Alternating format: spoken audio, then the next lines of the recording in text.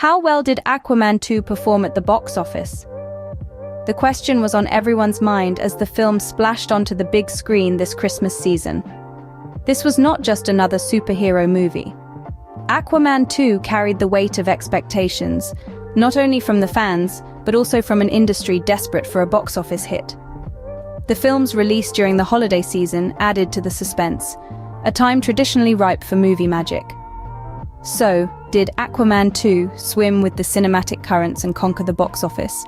Or did it end up sinking in the treacherous waters of audience approval? How does Aquaman 2 stack up against other recent superhero movies at the box office? Well, let's dive right into the deep end. When we look at the box office performance of Aquaman 2, it's clear that the tide has shifted in the superhero genre. It's been a tough year for superhero movies, with The Flash and Shazam! Fury of the Gods not meeting expectations. Let's start with The Batman, a film that managed to earn a whopping $300 million domestically in its third weekend, making it the second biggest reboot after Spider-Man: Homecoming. It seems that The Dark Knight's allure is still strong with viewers, despite competition from other major releases. On the other hand, Shazam! Fury of the Gods and The Flash didn't quite hit the mark. Both films underperformed and left a dent in Warner Bros. Discovery's box office earnings for the year.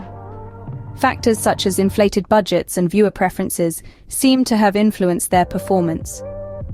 Now, let's turn our gaze towards Aquaman 2.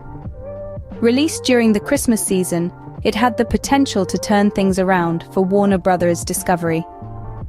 The first Aquaman film was a box office hit, so expectations were high for the sequel. However, the overall box office is still struggling to reach pre-pandemic numbers. Releasing a major film during the holiday season is always a gamble, as it competes with other big releases and holiday activities. The question is, were viewers more interested in spending their time and money on Aquaman 2, or did they opt for other entertainment options? It's also important to consider the impact of streaming services on box office performance. In the case of Wonder Woman 1984, simultaneous release in theaters and on streaming platforms seemed to have negatively impacted its theatrical performance. With Aquaman 2, we'll have to see if it manages to swim against this current trend. So, was Aquaman 2 able to ride the wave of success, or did it get caught in the undertow? We'll continue to monitor the box office numbers and see if Aquaman 2 manages to reign supreme in the superhero showdown. Now that we've compared Aquaman 2 with its competition, what's the verdict? Let's revisit the main points that we've discussed. Aquaman 2, although boasting an impressive underwater world and an intriguing storyline, had a soft performance at the box office during the Christmas weekend.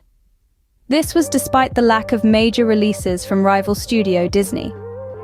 This performance, in comparison to other superhero movies, raises some questions about the current state and future of the superhero genre in cinema. Looking back, Wonder Woman 1984 had a significant drop in its second weekend, suggesting that releasing movies simultaneously in theaters and on streaming platforms may have negative consequences for theatrical performance. Despite this, The Batman managed to earn a triumphant $300 million domestically in its third weekend, proving that the box office can still thrive with the right movie.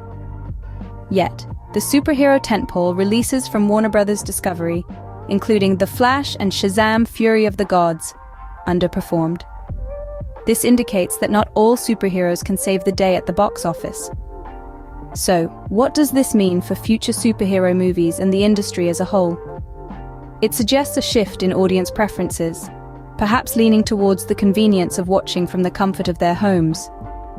It also points to the critical importance of the right timing, marketing strategies, and a compelling storyline to draw audiences to theaters. Regardless of the box office numbers, Aquaman 2 has contributed to the ongoing discourse about the future of cinema, particularly the superhero genre. It's a reminder that every movie release is a gamble, and even superheroes aren't immune to the uncertainties of the box office. Whether Aquaman 2 managed to triumph at the box office or not, it surely made a splash in the superhero movie landscape. And that's a wrap on our box office analysis of Aquaman 2. It's been quite a journey, diving into the depths of this superhero movie's performance. Now, it's your turn to dive in. What are your thoughts on Aquaman 2? How do you feel about the current state of superhero films? Your insights and opinions matter, and they add color to this ongoing narrative. We're all in this cinematic universe together after all, so let's continue to explore it, question it, and celebrate it. If you haven't already, make sure to subscribe so you won't miss out on our future box office analyses. We've got plenty more filmic adventures on the horizon, and we'd love for you to be part of them. As we bid adieu, let's remember one thing. The box office might be unpredictable.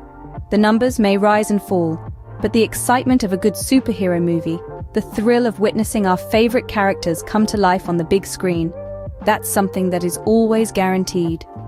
Until next time, keep the popcorn popping and the movie magic alive.